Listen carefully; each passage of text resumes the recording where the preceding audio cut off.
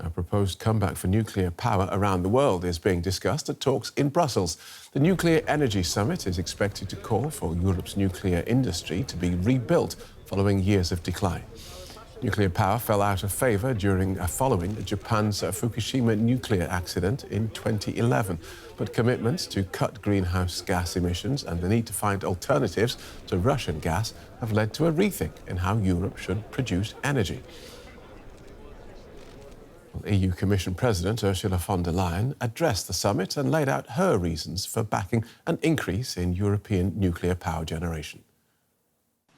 First of all, of course, to reach our climate goals. Let us not forget that nuclear power worldwide is the second largest source of low-emission electricity after hydropower. Second, of course, to safeguard our energy security. Countries look to reduce their dependence on imported fossil fuels.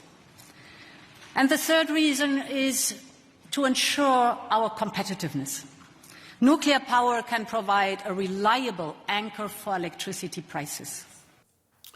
Well, our correspondent Christine Mundwa was at the Nuclear Energy Summit in Brussels and joins us now. Welcome, Christine. So is nuclear power something European leaders now feel they need more of?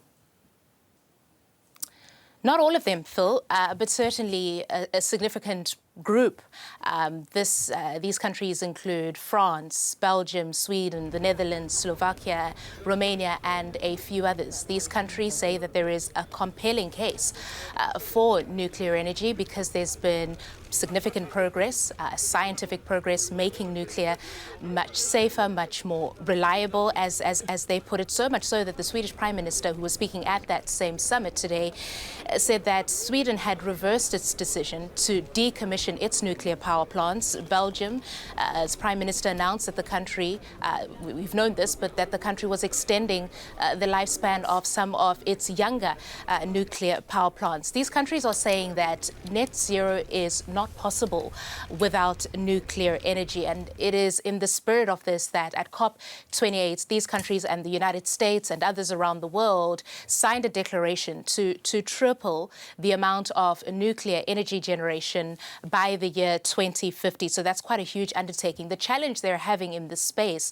is mobilizing finance. And so a big part of this conference was about convincing your international finance institutions, your multilateral development banks, private sector stakeholders to lend, to finance nuclear power generation programs. So that was part of, like, a big part of what this summit is about. I have to point out also here, Phil, that there's this renewed momentum in the discussion around nuclear energy after the energy crisis that the world was plunged into after Russia invaded Ukraine. Suddenly, the idea of energy sovereignty, which you heard the commissioner there, the commission chief, Ursula von der Leyen, sort of hinting at, really became much more at the forefront of the conversation about securing energy supply.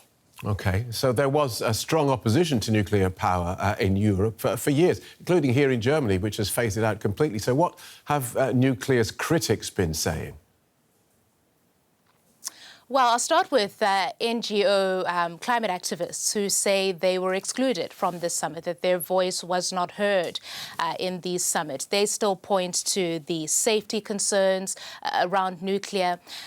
This plan that I was telling you about that the group of countries launched at COP28 to triple nuclear output by the year 2050, just to give you a scale of what we're sort of looking at here. So nuclear reactors going onto electricity grids, that's been happening at about 5 nuclear reactors a year.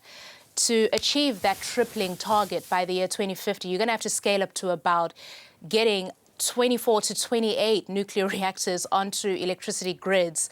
And that's you're going to have to be doing for the next 25 or so years. So people opposed to this just say it's simply not sustainable. They also say it's diverting public funds away from renewables, which are much cheaper and are more favoured by a big portion of the global community.